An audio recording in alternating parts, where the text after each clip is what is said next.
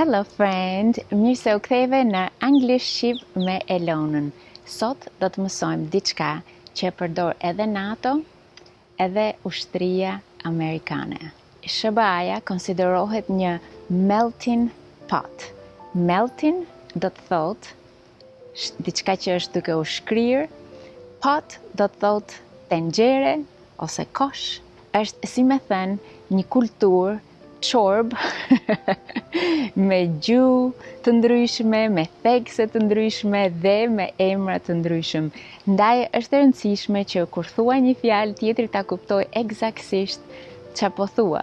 Shqiptimi i fjalëve shkronjë mbas shkronje përdoret shpesh. Për shembull, kur je duke marrë në telefon një kompani dhe ata të thonë, "Can you please spell your name?"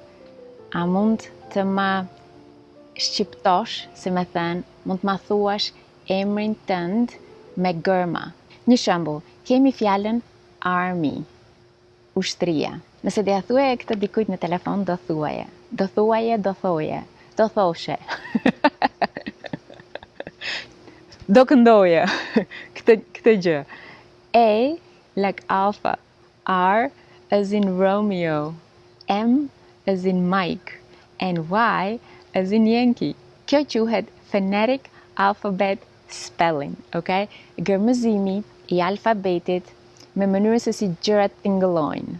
Tashi, a mund të përdorësh ti një fjalë tjetër ku e thua këtë? Për shembull, e njëjta fjalë, army, right? Mund ta fillosh këtë A as in Albania. Apo jo? A mund ta bësh këtë gjë? Sigurisht që mund ta bësh, por shanset janë të larta që jo të gjithë njerëzit do ta dinë se si shkruhet fjala Albania. Ndaj, ky alfabet është krijuar që t'i bëjë gjërat më të lehtë për kultura të ndryshme, për organizata të ndryshme, madje edhe për shtete të ndryshme. Shiko këto, miq, këto janë ata që bëjnë atë zhurmën. Ja tash kur dalin në kamera nuk bëjnë zhurmë. Por do t'i dëgjoni gjatë videos. Pra, dikush është duke thënë në si Nancy, mirë po ti ndoshta se ke dëgjuar atë fjalë anglisht më përpara. Shiko kingu këto do dalë në video, nuk po na ikën. Njerëz të ndryshëm përdorin llafe të ndryshme që t'i thonë këto gërmat. Edhe ngatërohen njerëzit. Këtu futet përdorimi i alfabetit fonetik. Nuk e di tamam këtë fjalën shqip, por është alfabeti tingëllues, si gjërat tingëllojnë. Është krijuar para pothuajse 100 vitesh që organizata të ndryshme, shtete të ndryshme të përdorin të njëjtat emra. Të fillojmë atëherë. A like alpha. Kur them fjalën like do të thotë si. Pra A si alpha. B like bravo. C like Charlie. D like Delta. E like Echo. F like Foxtrot. G like Golf. H like Hotel. I like India. J like Juliet. K like Kilo. L like Lima. M like Mike. N like November. O like Oscar. P like Papa. Q like Quebec. R like Romeo. S like Sierra. T like Tango. U like uniform. V like Victor. W like whiskey. X like X-ray. Y like Yankee. Z like Zuzu. Po I shpjegoj ca nga këto fjalët se çdo të thonë që përsëri ta kesh më të lehtë që ti mbash mend këto. A like alpha. Alpha, siç e themi ne, alfa, fillimi I çdo gjëje, fillimi I alfabetit. B like bravo. Kur themi edhe në shqip, bravo. C like Charlie. Kjo është thjesht një emër amerikan. Charlie. D like Delta. E kemi edhe në shqip këtë, Delta. E like echo. E kemi dhe në shqip, ekoja. F like foxtrot. Kjo ka qenë një lloj vallëzimi i njohur në fillim të 1900-tave, kur u bë ky alfabet. G like golf, loja e golfit. Më duket se kështu quhet në shqip. H like hotel, hoteli. I like India, shteti indian, Indi. J like Juliet, nga ajo Romeo dhe Juliet i Shakespeare-it, mbaje mend. K like kilo, kile, kilo. L like lima, një lloj fasulje. M like Mike, një emër amerikan, Mike. Është shkurt për Michael. N like November, nëntori. O like Oscar. Akademia e filmave e jep këtë. Oscars. P like Papa, babi. Na erdhën ata miq nga mbrapa. Këto zogj në anglisht quhen cranes, edhe po sillen aq mirë se s'kam bërë as pak zhurmë këtu.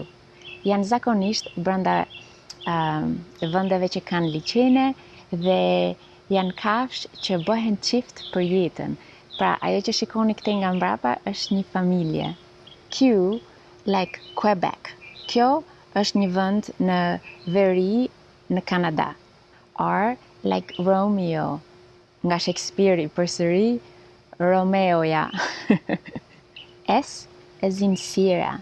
Sierra do të thot varg malesh. T as in Tango. Lloji i vallëzimit është tango. U as in uniform. Në shqip, uniforma. V as in Victor, emër amerikan, Victor, Victor. W like whiskey, pi alkolike, whisky. X as in X-ray, këto janë ato grafit, X-ray. Y as in Yankee.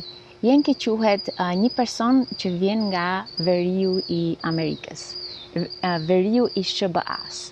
Se kur them Amerika, si kontinent ka dhe Kanadan. Yankee përdoret si dikush që vjen nga veriu i SBA-s. Z like Zuzu. Kjo është thjesht një emër amerikan. Do jetë e rëndësishme të mësosh emrin, si ta thuash kështu, mbi emrin, nëse ti jeton në një vend që flet anglishten, do të duhet me patjetër gjithashtu të dish adresën tënde, ta thuash kështu, pasi jenë telefon duke dhënë adresën, nuk të kupton mirë, nuk të vjen posta që duhet të vi. Çdo gjë ka kaluar online tashi. Puna, shkolla, gjitha bills, ato gjëra që na duhet paguajmë, drita, gjithçka është online.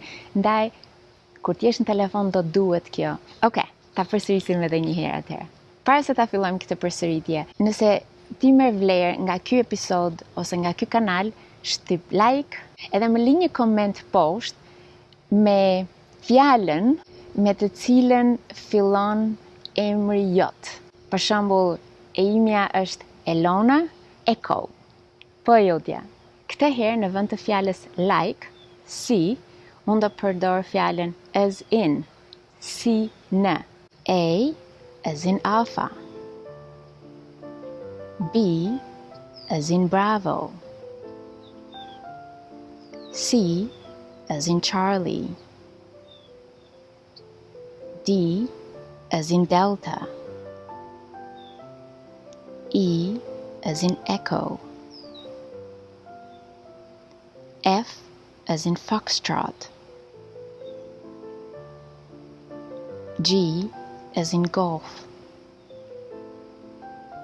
H as in Hotel.